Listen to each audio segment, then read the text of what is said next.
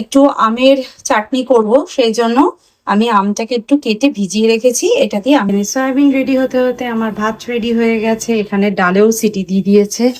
চলো ভাতটাকে কভার করে দিই। ভাতও রেডি।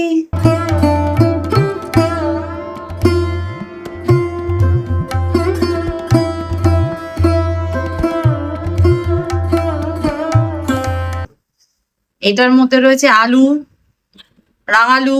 ওদের সাথে কথা হয়নি, ওরা এখনো ট্রেনে আছে। কত সময় লাগবে বলো এখন বাড়ি যেতে হতে। দোকান পাস করে চলে এসেছি, তখন ওর মনে পড়েছে যে সাদা আর্ট পেপার নেই, আবার হেঁটে গেছে। চা খাওয়া হয়েছে, তুই এখন আমার কষ্টটা বুঝ। এখানটা চলে আসতে পারতিস তো।